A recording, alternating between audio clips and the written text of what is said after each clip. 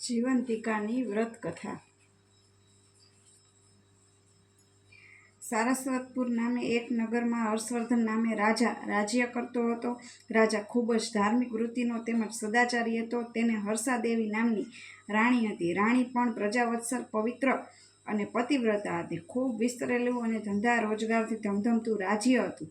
ધરતી રસકસવાળી હતી। કુદરત પણ સર્વ રીતે અનુકૂળ હતી। માગ્યા મેઘ વરસતા એવી રાજવીની પવિત્રતા હતી। પડોશના રાજા હર્ષવર્ધનના મિત્રો હતા, તેથી લડાઈ જેવી કોઈ આપત્તિનો ભય ન હતો। રાજાના પ્રધાન દિવાન અને સલાહકારનો કુશળ અને ડાહ્યા હતા। પ્રજા સુખી હતી। ચોરી, લૂંટ, ઠગાઈનો ભય ન હતો। આમ સર્વ વાતે સુખી રાજા એક વાતે મહાદુખી હતો। તેમને શેર માટીની ખોટ હતી। હર્ષાદેવીને કોઈ સંતાન ન હતું। વૈદ્ય હકીમોની બધી જ દવાઓ, તાંત્રિકો, માંત્રિકો, દોરા ધાગા, સાધુ ફકીરોની દુઆઓ નિષ્ફળ જતા હતા। બાધા આખડી માનતાઓ માનવા છતાં પણ રાણીનો ખોળો ભરાતો ન હતો। જ્યોતિષી અને નજમુનીએ બધી આગાહીઓ ખોટી પડી હતી। રાજાના આ દુઃખને કારણે પ્રજા પણ દુઃખી હતી। પણ ભાગ્ય આગળ કોનું જોર ચાલે છે? યશ, ધન, સ્વાસ્થ્ય અને પત્ની અને પુત્ર આ પાંચ ઈશ્વર ઈચ્છાથી પ્રાપ્ત થાય છે, પ્રયત્ન કરવાથી પ્રાપ્ત થતા નથી। હર્ષવર્ધન રાજ્ય કારભારમાં વ્યસ્ત રહેતા હોવાથી તેને આ બાબત વધુ અસર ન કરતી। આમ પણ વાંઝ્યા મેળું પુરુષને જાજુ ખટકતું નથી, પણ સ્ત્રીએ તો એક ફળાવ વેલી છે। તે વેલને ફળ ન લાગે ત્યારે એને દુઃખ માત્ર એ જ સમજે છે અને બીજો ઈશ્વર રોજ તે ચિંતામાં સળગતી હોય છે। એ જીવે છે લાશ જેવી જિંદગી। મહેલોનો વૈભવ વર્ષાદેવીને ખુશ રાખી ન શક્યો। રાણીના ચહેરા ઉપર વેદના સ્પષ્ટ દેખાતી હતી। કોઈ વાત રાણીમાને મનમાં કોરી ખાય છે। રાણી સમજુ નામની એક દાસી હતી। સમજુ તેના નામ પ્રમાણે ગુણ ધરાવતી ખૂબ જ સમજુ હતી। સમજુ સુયાણી દાયણનું કામ કરતી। હર્ષાદેવીની ખંડમાં સમજુ અને હર્ષાદેવી બે જ હતા। મોકો જોઈને સમજુએ વંદન કરી હર્ષાદેવીને કહ્યું કે આપનું દુઃખ હું સમજું છું। આ દુઃખ દૂર થાય એવો એક ઉપાય મારી પાસે છે। રાણીએ કહ્યું, મારા દુઃખનો ઉપાય કોઈ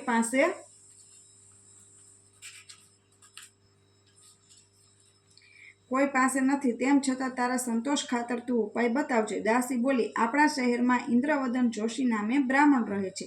તેની પત્ની ઇન્દુમતીને સારા દિવસો છે। મેં મારા અનુભવ અને નિદાન દ્વારા એ જાણ્યું છે કે તેની કુખમાં પુત્ર રતન છે। એ વિપ્ર કુટુંબ ઘણું જ ગરીબ છે, તેથી પુત્રનો યોગ્ય ઉછેર કરી શકે તેમ નથી। બ્રાહ્મણ દંપતી ખૂબ પ્રેમાળ, પવિત્ર અને સંસ્કારી છે। સંસ્કારી કુટુંબના સંતાન સંસ્કારી જ હોવાના આફૂસના ઝાડ પર કડવા લીંબોડી જેવા ફળ પાકતા નથી।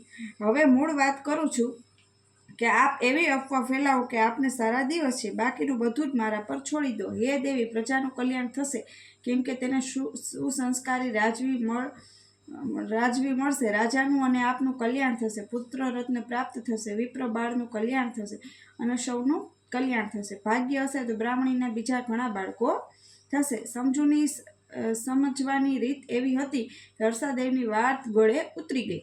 રાણીએ મહેલમાં વાત વહેતી મૂકી કે તેને સારા દિવસો છે। રાજ્યભરમાં ઉત્સવ જાહેર થયો। પ્રજા આનંદમાં આવી ગઈ કે આપણાને ભાવિ રાજવી સાંપડશે। સર્વત્ર આનંદ મંગળ વર્તાયો। આ તરફ ઇન્દુમતીની સાર સંભાળ લેવા નિયમિત રીતે સમજુ આવવા લાગી। આહાર વિહાર માટેની જરૂરી સૂચના અને ઔષધ વગેરે મળવા લાગ્યા। બ્રાહ્મણી પાસે આવનાર બાળકના માનસ પર સારી અસર પડે એ માટે સદન પ્રસન્ન રહેવા લાગી। ધાર્મિક વચન અને ચિંતન કરવા લાગી। 9 માસ પૂરા થયે બ્રાહ્મણી ઇન્દુમતીએ ગુલાબના ફૂલ જેવા પુત્ર રત્ન આપ્યો।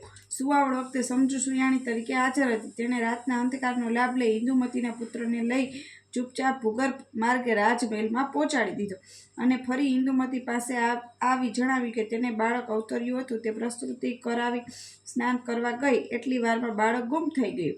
આમ કહી તેણે ચાલતી પકડી। બ્રાહ્મણના ઘરમાં શોક છવાઈ ગયો। તે પત્નીને આશ્વાસન આપતા કહેવા લાગ્યો કે દેવી, આપણા બાળકના જન્મ વેળાના ગ્રહો પરથી હું કહી શકું કે બાળક દીર્ઘાયુષ્ય છે, તેને રાજયોગ છે, તેના હાથે આપણા પિતૃ મોક્ષ ગતિને પામશે। એ જ્યાં હશે તે કુળનું પણ સદગતિ થશે, માટે શોક ન કરો। તેની રક્ષામાં ભગવતી જીવંતિકા કરશે।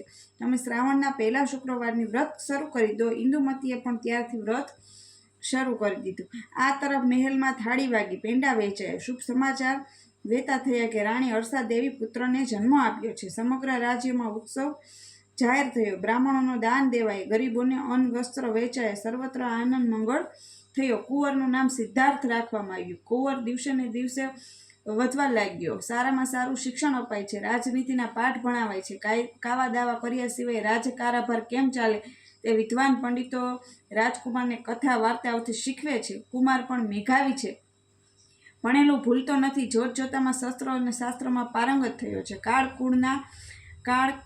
કાળનું કામ કરે છે. હર્ષવર્ધનનું અવસાન થયું. કુદરતને કરવું કે તે જ દિવસે બ્રાહ્મણ ઇન્દ્રવદન જોશીનું પણ મરણ થયું. પિતા અને પુત્ર વચ્ચે અપાર પ્રીતિ હતી, સ્નેહનું અતૂટ બંધન હતું. પિતાના દેહવસનથી સિદ્ધાર્થ દુઃખી છે. તેનો રાજ્યાભિષેક થયો. તેણે એક દિવસ વિદ્વાન બ્રાહ્મણોને બોલાવી પિતાના આત્મકલ્યાણ અર્થે શું કરવું તે જાણવા માંગ્યું. પંડિતોએ સર્વાનુમતે જાહેર કર્યું કે દિવંગતના જીવનના મોક્ષ માટે પુત્ર ગયાજી જઈ પિતૃશ્રાદ્ધ અને પિંડદાન કરવું જોઈએ. એ જ શ્રેષ્ઠ આત્મકલ્યાણનો ઉપાય છે. બ્રાહ્મણોનું આવું વચન સાંભળીને સિદ્ધાર્થ પગપાળા ગયાજી જવા આવવાનો સંકલ્પ કરી માતા હર્ષાદેવી પાસે જઈ અનુમતિ માંગી.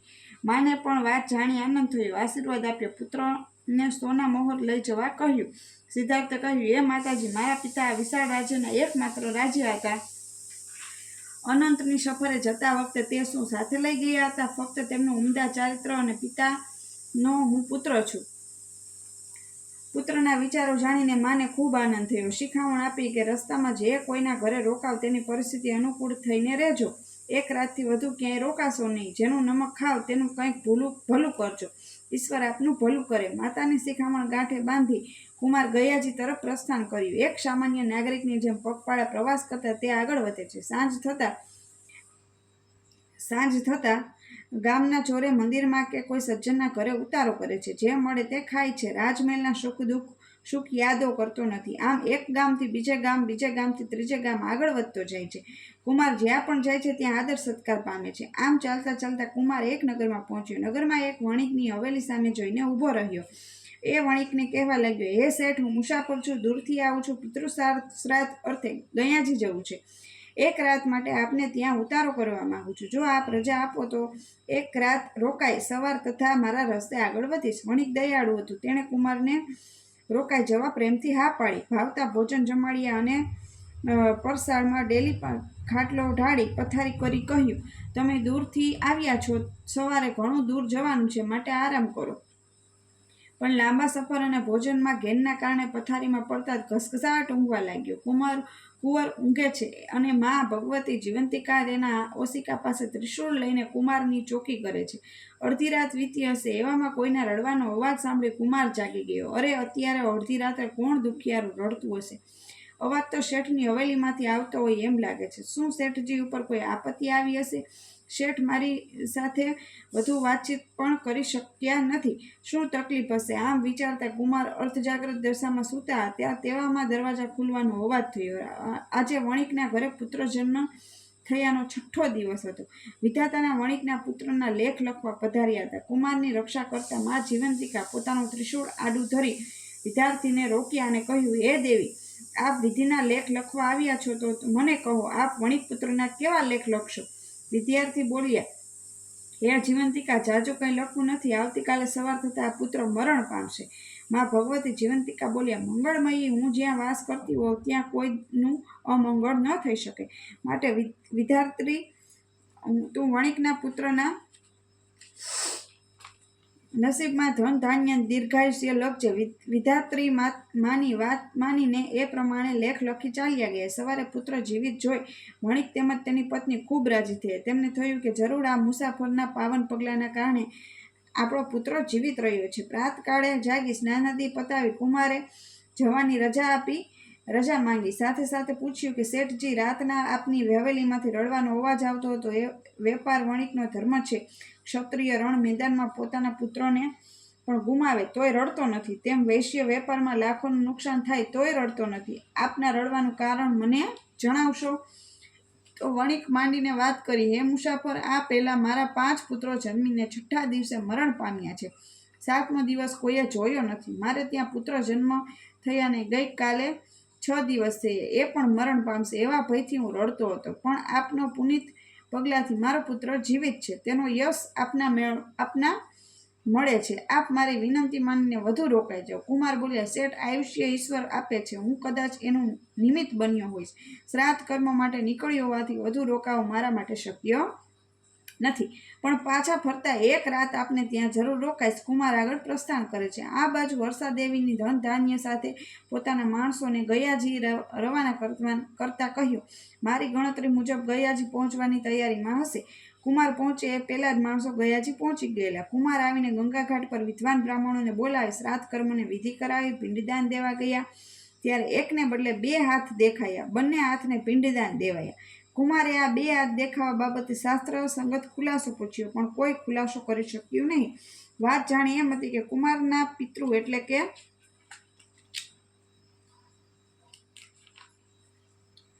ઇન્દ્રવદન જોશી કુળના પિતૃનું તર્પણ થતા એક હાથે તેમનો હતો. કુમારે રાજવીનું તર્પણ કરવા સંકલ્પ કરી નીકળેલ હતા, એટલે હર્ષવર્ધન કુળના પિતૃઓનું તર્પણ થતા એક હાથે તેમનો હતો, અને આમ બંને કુળના જીવાત્માઓને મોક્ષ થયો. સારસ્વતપુરથી આવેલા માણસોને વિદાય કરી કુમાર ગંગાજીને તથા પિતૃઓને પુનિત સ્મૃતિને વંદન કરી પગપાળા સારસ્વતપુર તરફ ચાલી નીકળ્યા. મા ભગવતી જીવંતિકાનું સ્મરણ કરતા કરતા કુમાર આગળ ને આગળ વધતો જાય છે. ગંગા મૈયાની પુનિત યાદ અને પિતૃતર્પણથી ધન્યતા અનુભવતા કુમાર જંગલ, પહાડ, નદી, ખેતર, વાડી, ગામ પસાર કરતા સાંજે ફરી એ જ વણિકના નગરમાં આવી પહોંચ્યો. વણિકનો પુત્ર વર્ષ ઉપરનો થયો હતો. પુત્ર જન્મ બાદ વણિકના વેપાર અને આવક પણ વધ્યા હતા. ઘણા સમય બાદ કુમારે વણિકને ત્યાં ફરી ઉતારો કર્યો. કાળને કરવું કે આ વખતે વણિકની સ્ત્રીને એક પુત્ર જન્મ આપ્યો. આજે તેની 6ઠીનો દિવસ છે. કુમાર આવેલા જોઈને વણિક દંપતી ખૂબ જ રાજી થયું. આ મુસાફર પવિત્ર પગલાથી આપણો આ પુત્ર પણ જીવિત રહેશે એમ ધારી કુમારનું ખૂબ સ્વાગત કર્યું. ભાવતા ભોજન જમાડ્યા. કુમારની પરસાળમાં ડેલી પાસે પથારી કરી આપી. આજે પણ મધ્યરાત્રિમાં મા વિધાત્રી લેખ લખવા આવ્યા. ભગવતી જીવંતિકાને આજે પણ કુમારની રક્ષા કરતા જોયા. માતાજીએ વિધાત્રીને પોતાનું ત્રિશૂળ આડું ધરી રોક્યા અને પૂછ્યું, દેવી બોલો, કેવા લેખ લખશો? વિધાત્રીએ બોલ્યા, હે દેવી, લેખ તો કર્મ પ્રમાણે લખાય છે. જીવાત્મા જેવા કર્મ કરે એવું ફળ એને મળે છે, એવું લેખમાં લખવાનું હોય છે. આ વણિક પુત્ર આવતીકાલે મરણ પામશે એટલું જ લખવાનું છે. માએ કહ્યું, હું મંગળ સ્વરૂપ જ્યાં હોઉં ત્યાં કોઈનું અમંગળ ન થઈ શકે. આજે મારો અહીં વાસ છે, માટે વણિક પુત્રના લેખમાં દીર્ઘાયુષ્ય અને ધન સંપત્તિ લખજો. વિધાત્રી બોલ્યા, જેવી આજ્ઞા એમ જ લખીશ. હવે દેવી, મારે એક જિજ્ઞાસા સંતોષ તો એવી વિનંતી છે. આ તરુણે એવું વ્રત કહ્યું કે આપ ભગવતી જીવંતિકા પોતે પણ તેનું રક્ષણ કરવા તેની સાથે રહો છો. મા ભગવતી જીવંતિકા બોલ્યા, જે સંતાનની માતા મારું વ્રત કરે છે તે માતાના સંતાનો મારા સંતાનો છે, તેની રક્ષા મારી જવાબદારી છે. કુમારની માતા વર્ષોથી મારું વ્રત કરે છે. વ્રતના દિવસે રાતા વસ્ત્રો પહેરે છે, લીલા પીળા મંડપ નીચેથી પસાર થતી નથી, ચોખાના પાડીને ઓળંગતી નથી, પીળા વસ્ત્રો કે સુવર્ણ અલંકાર ધારણ કરતી નથી. મારી પૂજા કરી કંસારથી એકટાણું કરે છે, રાત્રે જાગરણ કરે છે, મારી વાર્તાના પાઠ કરે છે. હું પણ તેના બાળકની રક્ષા અંધારે અંજવાળે કરું છું. આમ કહી મા જીવંતિકા વ્રતની વિધિ અને ઉજવણની સવિસ્તાર માહિતી વિધાત્રીને આપી. કુમાર સુતા સુતા આ બધા વાર્તાલાપ સાંભળતો હતો. તે વિચારે છે કે મારી મા આ વ્રત ક્યારેક કરતા હશે, મેં કેમ કદી વ્રત કરતા જોયા નહીં હોય. હું માને જઈને પહેલો પ્રશ્ન પૂછીશ, કેમ તમે કયું વ્રત કરો છો? આમ વિચારતા કુમાર ઊંઘી ગયો. સવારે વણિક દંપતી ખુશખુશાલ છે. પુત્રને જીવિત જોઈ કહે છે, આ સૌ આપના પગલાંનું પરિણામ છે. કુમાર કહે છે, ભગવતી જીવંતિકાની કૃપાથી આપના બંને બાળકો હસતા રમતા રહેશે. તમે પણ મા ભગવતીની કે જીવંતિકાની વ્રત કરજો. આમ કુમાર વ્રતવિધિની ઉજવણી કરવાની વિધિ સમજાવી વણિકને વિદાય લીધી. વણિકની પત્ની પણ જીવંતિકાનું વ્રત કરવાનો સંકલ્પ કર્યો. આ બાજુ કુમાર સારસ્વતપુર પહોંચ્યો છે. સૌ નગરજનો સામૈયા કર્યા. ઠેર ઠેર રોશની અને દીપમાળાઓ કરી છે. કુમારનું ભવ્ય સ્વાગત કર્યું. વર્ષાદેવીએ કુમારને મોતીથી વધાવ્યા. કુમાર માતાજીના પગમાં પડી વંદન કરે છે. માતાજીની કુમારને જોઈ મલકાય છે. કુમાર વિચારે છે કે આમાં આનંદના અતિરેકમાં આજે શુક્રવારના વ્રતનો દિવસ છે તે ભૂલી ગયા લાગે છે, એટલે જ લીલા પીળા મંડપ નીચે ઊભા હશે. કુમારે પ્રણામ કરી માને પૂછ્યું, પુત્રના કલ્યાણ માટે ઘણી માતાઓ વ્રત કરતી હોય છે. હે માતા, આપ પણ કોઈ વ્રત કરતા હશો. આપ શાનું વ્રત કરો છો? એની વિધિ શું હોય છે તે મને કહો. પુત્રનું આવું વચન સાંભળી હર્ષાદેવી કહ્યું, પુત્ર, આજ દિન સુધી મેં કોઈ વ્રત કર્યું નથી. મનુષ્ય જીવન ભાગ્ય આધીન છે. વ્રત કરવાથી ભાગ્યમાં જે હોય તે વધુ મેળવી શકાતું નથી. વળી આપણી શુદ્ધ માંગણીઓ પૂરી કરવા દેવી દેવતાઓ કષ્ટ ઉઠાવવું પડે છે. હર્ષાદેવીનું આવું વચન સાંભળી કુમાર સમજી ગયો કે આ મારી જનેતા નથી. મને જન્મ દેનારી માં કોઈ અન્ય જ છે, પણ તે મળે કઈ રીતે? આમ વિચારતા કુમારને એક વિચાર આવ્યો. તેણે સમસ્ત પ્રજાજનોને જમવાનું નિમંત્રણ આપતો ઢંઢેરો પીટાવ્યો. તે તમામ પ્રજાજનો પીળા વસ્ત્રો પહેરી લીલા પીળા મંડપ નીચે શ્રાવણ માસના પહેલો શુક્રવારે જમવા આવવાનું છે. ઉપવાસીઓ માટે ફળાહારની પણ વ્યવસ્થા છે, માટે દરેકે અચૂક જમવા આવવાનું છે. મહેલના વિશાળ મેદાનમાં લીલા પીળા મંડપ નખાઈ ગયા.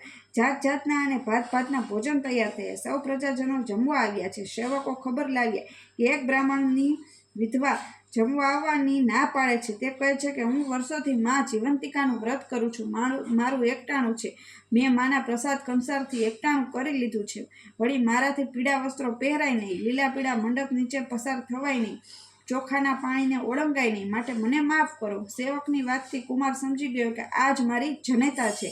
પોતાની જનેતાને તેડવા માટે તેની માતાની ખાસ દાસીને સમજુને પાલખી સાથે મોકલી. દાસીએ જઈને કહ્યું, મા ભગવતી જીવંતિકાનું આપ વ્રત કરો છો તે જાણી રાજા સિદ્ધાર્થ ઘણા જ ખુશ થયા છે. તે આપના દર્શન કરવા માંગે છે. આપને માટે પાલખી મોકલી છે. તે આપ મહેલમાં પધારો અને રાજાને આશીર્વાદ આપો. મહેલમાં જવાના તમામ રસ્તા ઉપરથી લીલા પીળા મંડપ દૂર કરાયા છે. ચોખાનું પાણી ક્યાંય પણ ઢોળવામાં આવેલું નથી. આપ લાલ વસ્ત્રો અથવા સફેદ વસ્ત્રોમાં પધારો તેવી વિનંતી કરી છે. બ્રાહ્મણીની નજર સામેથી સ્વપ્નની જેમ વીતેલા વર્ષો પણ પસાર થવા લાગ્યા. વર્ષો પહેલા એક રાત્રિએ પોતાનું સંતાન ગુમાવ્યું હતું. એ જ દિવસે મહારાણીએ પુત્રને જન્મ આપ્યો હતો. આજે મારો પુત્ર રાજા સિદ્ધાર્થ જેવડો હોત. બ્રાહ્મણી પાલખીમાં બેસી મહેલમાં આવી. સિદ્ધાર્થ માતાના પગમાં પડ્યો. દાસી સમજુ પણ હાજર હતી. માતા હર્ષાદેવી પણ હાજર હતા. પુત્રોએ માતાને ઓળખી. માતાએ પુત્રને ઓળખ્યો. હર્ષાદેવીએ સજળ નેત્રે વર્ષો પહેલા બનેલી એ ઘટના કહી સંભળાવી. સમજુએ પણ તેની સાક્ષી પૂરી. કુમાર બોલ્યો, હું ભાગ્યશાળી છું. આજે મારી બબ્બે માતા મને આશીષ દેવા હાજર છે. વળી મારા હાથે બંને કુળના પિતૃઓનું તર્પણ થયું છે અને તેમનો મોક્ષ થયો છે. હવે આપ બંને માતા મારી પાસે જ રહો, જેથી હું આપની બંનેની સેવાનો લાભ લઈ શકું. આવી ચમત્કારિક ઘટના નજરે જોઈ નગરની સર્વ સ્ત્રીઓ મા ભગવતી જીવંતિકાનું વ્રત કરવાનો સંકલ્પ કર્યો અને બ્રાહ્મણી પાસેથી વ્રતની વિધિ ઉજવણું વગેરે જાણી લઈ તે પ્રમાણે વ્રત મનોવાંછિત ફળ પામી. માં તમે જેવા બ્રાહ્મણીને ફળ્યા એવા વ્રત કરનાર સૌને ફળજો. જય જીવંતિકામાં. જય જીવંતિકામાં.